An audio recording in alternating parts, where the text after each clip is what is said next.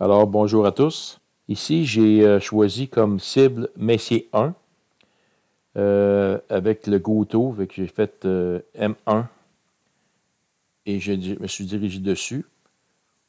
On va voir si ma monture est assez précise pour qu'elle arrive avec M1, qu'on voit M1 dans le champ.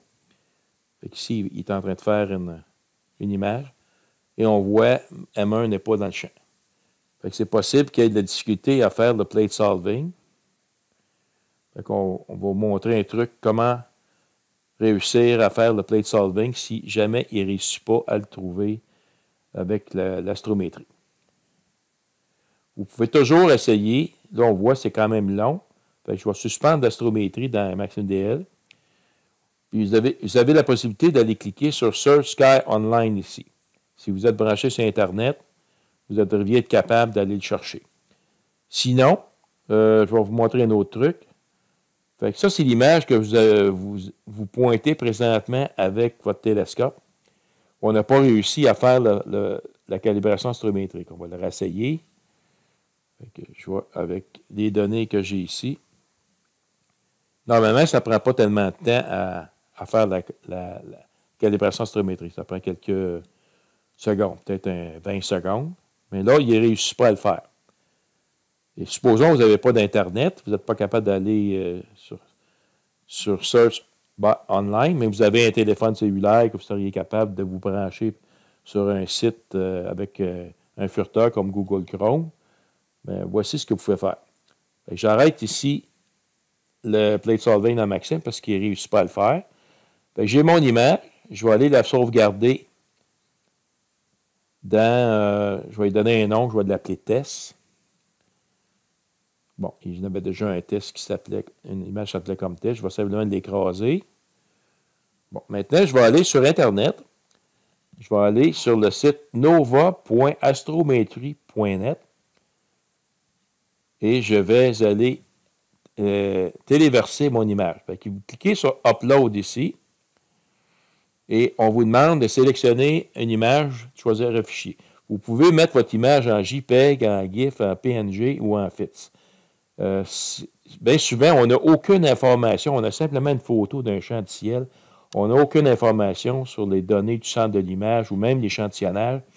Mais ce site-là, il réussit à trouver le centre de l'image. C'est vraiment pratique pour synchroniser une monture qui est complètement lost in space, comme ils disent, perdu dans l'espace. Alors, je vais choisir mon fichier. Je clique sur Choisir un fichier. Je vais aller chercher mon fichier test.fit qui est ici, puis je vais cliquer Upload. Bon, ça va prendre même quelques temps pour aller chercher l'information. Fait qu'ici, il est allé télécharger ici mon fichier test.fit. Et là, il va rafraîchir cette page-là à toutes les 10 secondes. Vous pouvez, si vous voulez, cliquer de temps en temps sur le bouton F5 pour rafraîchir votre image. Parce que peut-être qu'il l'a trouvé, puis le temps que ça prenne aux 10 secondes à afficher, mais vous ne l'aurez pas à l'écran. Fait que moi, de temps en temps, ce que je fais, je clique F5. Et voilà, en cliquant F5, il avait déjà trouvé des informations. Fait qu'ici, il a mis en bleu un lien qui dit Go to Result Page. Vous cliquez sur ce lien-là. Et là, vous tombez sur la page où il procède présentement à essayer de trouver les informations sur le centre de l'image. On voit Job Status ici, à droite. Puis, présentement, il est en mode Processing. Fait qu'il est en train de chercher. Et là, ce qu'il va le trouver, il va marquer toute l'information concernant le centre de l'image ici. Bon, de temps en temps, encore là, ici, vu qu'il cherche, je vais cliquer sur le bouton F5, la touche F5. Et voilà, il a trouvé, en cliquant la touche F5, il avait déjà trouvé l'information. Ça a été plus vite. Puis, ce qui est important ici, c'est ces deux informations-là ici. Le centre de l'image. Ici, je vais simplement sélectionner les coordonnées en RA. CTRL-C. Je vais aller dans MaximDL. Je vais aller ici dans le menu Observatoire, dans le menu Télescope. Et je vais aller ici à Target Coordinates. Je vais simplement enlever l'information que j'avais là. Et je vais la remplacer. J'avais l'information sur le RA. Je clique dans la case RA. Bouton droit de la souris. Je clique sur Paste. Je fais un coller. Maintenant, je retourne à astrométrie.net. Je vais aller chercher l'autre information. Plus 23 06 30. Copie tout ça. CTRL-C pour copier. Je reviens à Maxime. CTRL-V.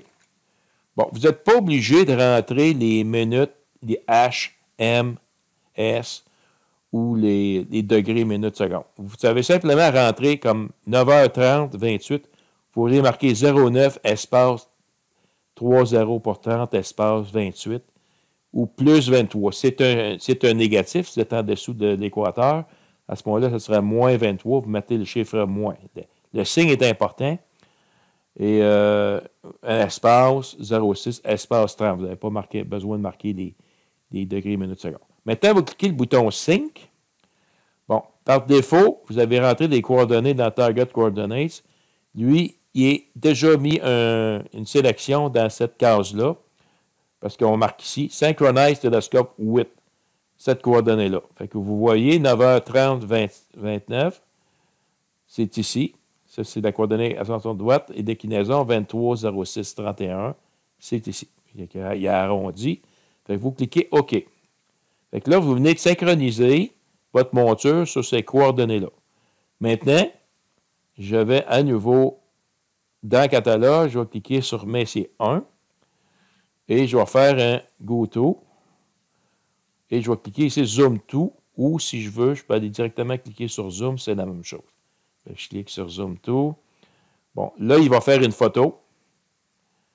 En principe, là, il sait où il est parce que le télescope, on vient de le synchroniser sur les coordonnées du site astrométrie.net.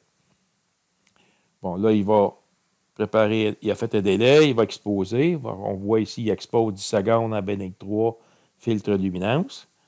Après, il va faire un plate solving, ça veut dire qu'il va faire une calibration astrométrique avec pinpoint astrométrie. Ça devrait bien aller. D'ailleurs, on voit déjà, là, il a trouvé notre cible. Fait qu'il fait une astrométrie, il vient de le trouver, il a synchronisé notre monture, il a dirigé la monture sur notre cible qui est M1. Et là, il va faire une dernière photo parce qu'on avait tout paramétré ça dans le télescope ici. Vous vous en souvenez, on avait paramétré l'auto-exposure, on avait ici Refine via Sync, puis on avait fait ici des Refinement Exposure. Là, on va le laisser aller. Donc, on va revenir à la fenêtre Zoom. Fait qu'il est en train d'exposer. Fait que notre image ici devrait être parfaitement centrée. Voilà. Là, il est parfaitement centré Messier 1, notre cible. Maintenant, si on veut prendre des photos, on va activer ici l'autoguidage. Je clique Expose. Je fais une exposition de 5 secondes qui est dans la fenêtre ici. Bon, ça ici, ça fait que je vais cliquer sur l'étoile ici. J'ai déjà fait ma calibration. Je n'ai pas besoin de la refaire. Je clique sur Track ici, je clique sur Start. Là, je vais surveiller le déroulement ici de l'autoguideur. Je vois ici que je suis à 4.53. Il aurait peut-être fallu que je grossisse l'image pour mieux voir. Ça, c'est petit. Je vais simplement grossir un peu. Je vais mettre le curseur Crosshair, Visible. Bon, on va voir s'il va corriger. Ici, l'étoile est un peu offset. Il devrait, après un certain temps, il faut laisser dérouler l'autoguidage. Après un certain temps, il peut la replacer si les paramètres de l'autoguidage, de la calibration sont corrects. Fait qu'on voit, il est en train de la recentrer. Fait qu'on attend avant de commencer la prise des images que l'objet soit centré, que notre étoile soit centrée dans l'autoguideur. Donc, on voit ici la différence en Y diminue. Fait qu'ici, on est en dessous d'1 pixel et on voit que notre étoile est quasiment centrée dans l'étoile guide ici. Fait que notre objet est centré. Maintenant, je vais aller configurer la fenêtre Autosave ici. Cliquez dessus. Bon, ici, je vais aller chercher dans l'autre séquence un modèle que j'ai déjà fait, Save Setting. Bon, ici, j'avais fait un modèle Massive 78, qui est une fenêtre que j'avais configurée pour photographier Massive 78 à l'RGB. Simplement double-cliquer dessus ou bien je la sélectionne puis je clique Open. Fait qu'ici, il y a tous mes filtres qui sont sélectionnés avec le temps d'exposition, 300 secondes. Ici, j'ai 5 images de chaque. La seule chose que je vais changer ici, c'est le nom. Au lieu de mettre M78, je vais marquer M1. Je vais juste marquer M1 avec un tiret. Et je vais aller configurer ici le répertoire dans cette Image Save Path. Je vais créer un. Je vais aller chercher dans CCD Commander, dans Image ici. Bon, ça, je vais tosser ça. Je vais me créer un dossier M1. Ici. OK, puis je vais aller dedans. Ici, en haut. Là, je suis sélectionné dans M1. Et toutes mes images qu'il va prendre ici, il va les envoyer dans M1. Fait que je fais un Apply. Je clique OK. Fait que là, je suis prêt. Fait que si je revise, mon autoguidage est en fonction. Mes valeurs en X et Y sont en dessous de 1 pixel. Fait que ça va. Ensuite, mon image, elle est centrée. Mon objet est centré ici. Ma fenêtre ici d'autosave, elle est configurée exactement comme je veux prendre mes images. Je vais faire des LRGB avec des délais ici, tout ça. Je clique au clic. Et maintenant, je suis prêt.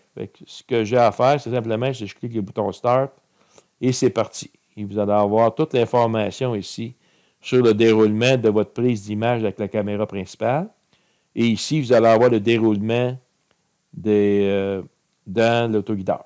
Si vous ne voyez pas ces fenêtres-là, mettez votre curseur dessus, dans la fenêtre, puis choisissez les bonnes fenêtres ici. Caméra 1, c'est celle-là, c'est la fenêtre de gauche. Caméra 2, c'est l'autoguideur. Fait que normalement, vous cliquez sur Caméra 1 Info. Et si vous voulez avoir l'information de l'autoguideur, vous mettez le curseur dans la fenêtre de l'autoguideur, bouton droit de la souris, vous faites Caméra 2 Info. Et là, vous allez avoir toute l'information. Lorsque vous allez arriver au méridien, le méridien, lorsque vous prenez vos images avec CCD, avec Maxime DL, si vous allez dans le menu Observatoire, Status, on vous indique ici à quelle heure votre objet va passer au méridien. Moi, il va passer à 21h13.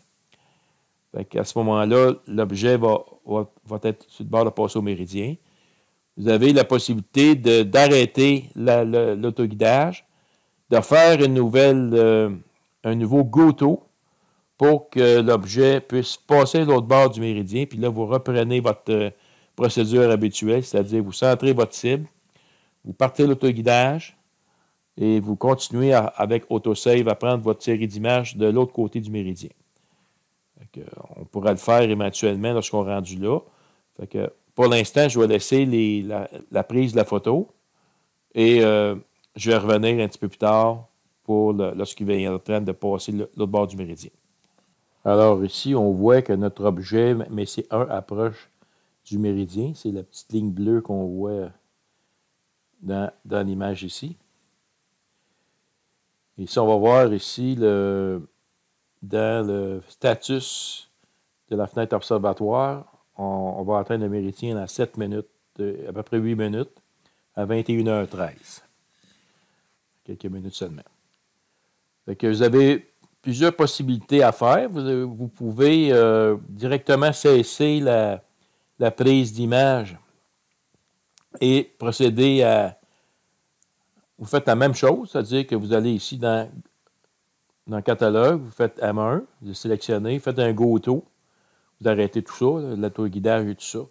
Lui, il va faire un retournement méridien, il va aller de l'autre côté du méridien. Ensuite, vous faites encore prenez une image, peut-être faites un play soft. Normalement, il devrait le faire automatique. Vous pouvez le faire manuellement. Puis lorsque vous réussissez le play soft, vous faites une synchronisation de la monture, vous centrez votre cible et vous reprenez votre série d'images ici. Si vous avez configuré ici l'onglet Télescope, Limits and Flip, vous pouvez mettre ces paramètres-là ici dans Auto Peer Flip. C'est important de cocher Auto Peer Flip. Si votre monture le supporte, automatiquement, rendu au méridien, à peu près 1 minute avant, la prise de photo va cesser. Et vous allez voir l'information qui va apparaître ici dans la fenêtre Observatory. Là, le télescope va passer de l'autre côté du méridien. Il va se diriger vers la cible. Maxime DL va prendre une photo, va faire un plate solving. Si ça réussit, il va synchroniser la monture, va diriger la monture sur la cible. Puis l'autoguideur va reprendre l'autoguidage à partir de là, puis il va donner suite à autosave ici, si tout va bien. Alors voilà, mon objet est rendu proche du méridien, fait que j'ai tout arrêté ici. L'autoguideur, j'ai arrêté l'autosave. Fait que on est proche du méridien, fait qu'on fait un go-to. Je sélectionne M1. Je fais ici go-to. C'est comme si on faisait la procédure depuis le début, simplement. Alors voilà, j'ai fait un go-to sur M1. Il vient de passer à l'ouest du méridien. Le télescope a fait le tour du pôle nord-céleste puis c'est allé se placer sur M1. Je l'ai centré avec le calibration astrométrique. Et maintenant, je suis prêt à partir l'autoguideur. On va partir l'autoguideur après une pause de 5 secondes.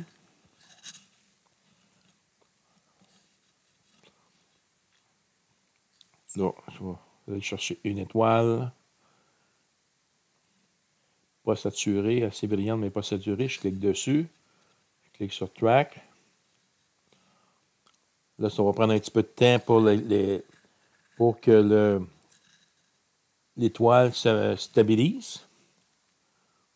On va mettre un petit peu plus gros aussi. Parce que n'oubliez pas, quand on a fait la calibration, quand on a fait la configuration de l'autoguideur, ici, en setting, on est allé cliquer dans Advanced.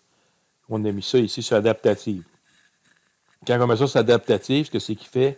Il fait des essais.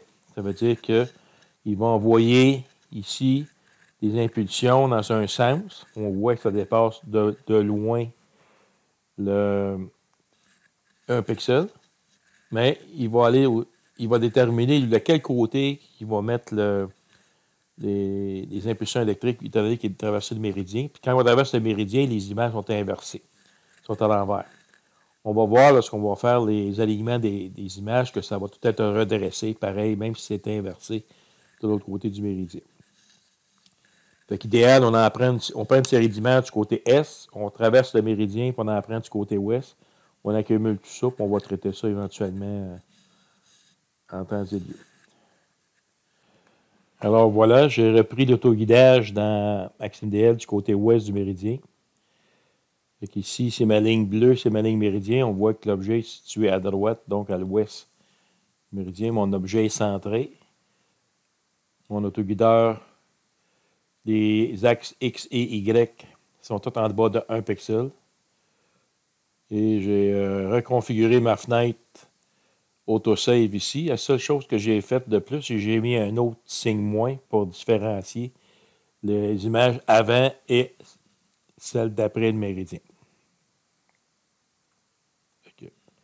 Le processus est parti, fait que je vais attendre d'avoir ma série d'images, puis on va éventuellement traiter tout ça. Merci de votre attention.